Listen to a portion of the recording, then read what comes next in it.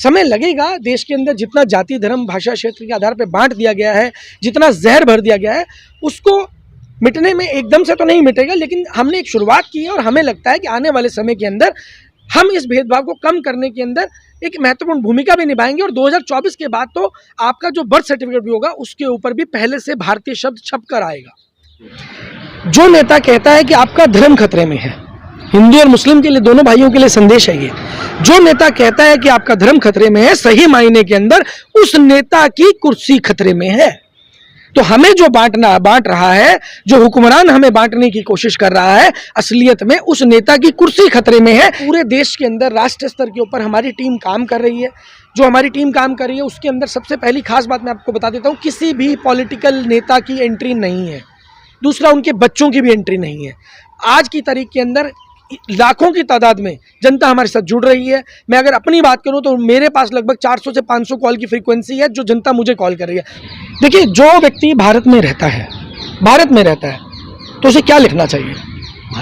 भारतीय लिखना चाहिए। तो मैंने कुछ नया तो नहीं लिखा, मैंने वो लिखा है जो संविधान के मुताबिक, जो संविधान ने हमें क्या बनाया। संविधान ने हमें ब्राह्मण क्षत्रिय शूद्र वैश्य कुछ नहीं बनाया, किसी जाति में नहीं बांटा। संविधान ने हमें केवल और केवल भारतीय बनाया है।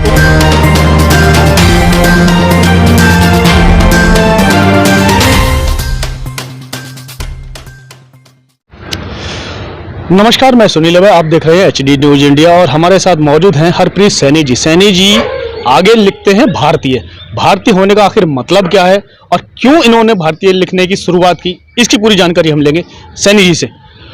सैनी जी, क्या लगता है जो आपने अपने नाम के आगे भारतीय लिखा है, पहले तो इसका मतलब समझा दीजिए।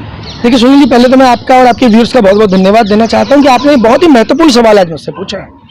देखिए, जो व्यक्ति भारत में रहता है तो उसे क्या लिखना चाहिए?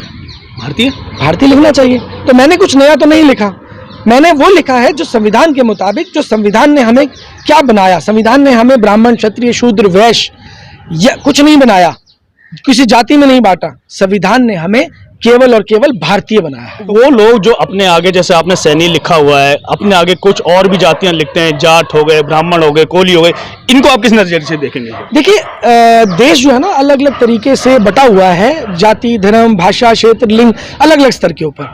हमने एक शुरुआत की है अपने नाम के साथ भारतीय लगाने की, जो शुरुआत हमने की है, एक संदेश देने की ये प्रक्रिया है। और आज की तारीख के अंदर लाखों लोग भारतीय लगा चुके हैं। जब आप सोशल मीडिया पे देखेंगे तो बहुत सारे लोग आपको, जब आप भारतीय लिखकर सर्च करेंगे तो लाखों लोग आपको मिल जाएंगे। वो भारतीय लोग कौन हैं? वो भारतीय वो लोग हैं जिन्होंने ये शपथ ली है कि वो किसी भी दूसरे भारतीय के साथ जाति धर्म भाषा क्षेत्र लिंग के आधार पर या किसी अन्य आधार पर कोई डिस्क्रिमिनेशन नहीं करेंगे। इसलिए हम लोग अपने नाम के साथ भारतीय शब्द जोड़ते हैं। हमारे भारत में कई धर्म देखे जाते हैं, चाहे वो हिंदू हो, मुस्लिम हो, सिख हो, बौद्ध हो, जैन हो, सभी को मिला करके, सभी को एकजुट करने के लिए, सभी को एक समान अधिकार देने के लिए संविधान की रचना की गई थी जी। आज की जो मौजूदा स्थिति चल रही है, जिस तरीके से सिर्फ और सिर्फ हिंदू मुस्लिम को लेकर के आजकल लड़ाई चल रही है, इसको आप किस नजरिए से देखते हैं? देखिए, हिंदू मुस्लिम की लड़ाई, मैंने आपको शायद आपको पहले भी मैंने इंटरव्यू में बताया था, जो नेता कहता है कि आपका धर्म खतरे में है, हिंदू और मुस्लिम के लिए, दोनों भाइयों के लिए संदेश है ये। जो नेता कहता है कि आपका धर्म खतरे में है, सही मायने के अंदर उस नेता की कुर्सी खतरे में है। तो हमें जो बांट रहा है, जो हुक्मरान हमें बांटने की कोशिश कर रहा है, असलियत में उस नेता की कुर्सी खतरे में है। इसलिए हिंदू और मुस्लिम की लड़ाई है। अब आप जब कुर्सी खतरे की बात करते हैं तो अभी पीछे देखा होगा 5 राज्यों में इलेक्शन हुए और 4 राज्यों में एक तरफा हिंदू मुस्लिम करके उन्होंने सीटें जीती। देखिए, भरपूर मात्रा में नहीं। देखिए, आप इसको, मुझे नहीं मालूम कि आप किस एंगल में देख रहे हैं, लेकिन हम जिस एंगल के अंदर देखने की कोशिश कर रहे हैं उस विषय के अंदर हमें बड़ा स्पष्ट है। आज जनता एक नए विकल्प की तलाश कर रही है। विकल्प तो है ही नहीं ना सर। विकल्प नहीं है, ये सही, बिल्कुल आपका सवाल है। विकल्प है नहीं या बन भी नहीं सकता, ये दो अलग अलग सवाल है नहीं, बिल्कुल सही है, लेकिन हो नहीं सकता या बन नहीं सकता, ये एक महत्वपूर्ण सवाल है। मगर अभी पटल पर तो कोई विपक्ष दिखाई नहीं देता। देखिए, पटल पर नहीं दिख रहा है, लेकिन बहुत से ऐसे साथी हैं जो संघर्ष कर रहे हैं। पूरे देश में संघर्ष शुरू हो चुका है, अलग अलग स्तर के ऊपर अलग अलग संस्थाएं संघर्ष कर रही हैं। जंतर मंतर में देखेंगे तो मैं रोज लगभग यहाँ आता हूँ, हर रोज कोई ना कोई यहाँ पर संघर्ष के लिए बैठा होता है। ये वो लोग हैं जो हमारे देश की जनता है, वो लोग अपने अपने स्तर पर संघर्ष कर रहे हैं। LIC ने अपने स्तर पर संघर्ष किया, BPCL कर्मचारियों ने अपने स्तर पर संघर्ष किया, बैंकों ने अपने स्तर पर संघर्ष किया, यहाँ पर जो अभी छत्तीसगढ़ से कुछ साथी आए हुए थे नक्सल प्रभावित क्षेत्र से, वो अपने स्तर पर संघर्ष कर रहे हैं। आज यहाँ पर रेडी पटरी वाले बैठे हैं, वो संघर्ष कर रहे हैं। कल यहाँ ओला उबर वाले साथी थे, वो संघर्ष कर रहे हैं। आज हमें जरूरत क्या है? हमें आवश्यकता है उन सबको एक सूत्र में पिरोने की। बात वही आती है सर कि सभी लोग परेशान हैं, सभी लोग रोजगार तलाश रहे हैं, अपने मुद्दे देख रहे हैं, रोजमर्रा की जरूरतें उनकी पूरी नहीं हो रही। और हर डिपार्टमेंट जो PSU बने थे 70-80 साल के अंदर, जितने भी जिसे हम कहते हैं कि विकासशील देश में भारत की गिनती हुई थी, आज वो विनाशशील देशों में गिनती आ रही है, सबसे लास्ट पायदान पर है। तब भी लोगों को या विपक्ष को ये नजर नहीं आता कि वो एकजुट होकर के लड़े। देखिए समस्या क्या है, एकजुट होने से कुछ नहीं होगा। अगर विपक्ष एकजुट हो भी जाएगा तो कुछ नहीं होगा, क्योंकि चोरों को ऑलरेडी एक बार नहीं 4 बारी मौका दिया जा चुका है। जितना भी विपक्ष था वो विपक्ष इकट्ठे होकर भी लड़ चुका है और अलग अलग भी लड़ चुका है। अगर यूपी चुनाव की आप बात कर रहे थे, यूपी चुनाव के अंदर अखिलेश यादव की लगातार चौथी हार है ये। वो अकेले भी लड़ चुके हैं, कांग्रेस के साथ भी लड़ चुके हैं, गठबंधन में लड़ चुके हैं, और हर तरीके से वो लड़के मायावती के साथ। फिर जनता कहाँ जाएगी? जनता एक नया विकल्प, अभी आप पंजाब के चुनाव में देखेंगे तो पूरी की पूरी कैबिनेट, पूरी की पूरी विधानसभा फुल रिप्लेसमेंट है 100%। दिल्ली के अंदर जो दिल्ली में हुआ था वही वहां पर हुआ है। लेकिन आज की तारीख के अंदर आम आदमी पार्टी भी पूरे देश के लिए एक राष्ट्रीय स्तर पर विकल्प नहीं है। अरविंद केजरीवाल ऑलरेडी स्वीकार कर चुके हैं, एक पीछे उन्होंने इंटरव्यू दिया था कि वो अपने आप को 2024 की रेस में नहीं मानते। अभी आपने आम आदमी पार्टी की बात की है, उनका भी दोहरा चरित्र लोगों को देखने को मिल गया। दिल्ली में कुछ कहते हैं, पंजाब में कुछ कहते हैं, वहां शराब बंद करने की बात करते हैं या शराब खोलने की बात, और एक के साथ एक फ्री देने की बात करते हैं।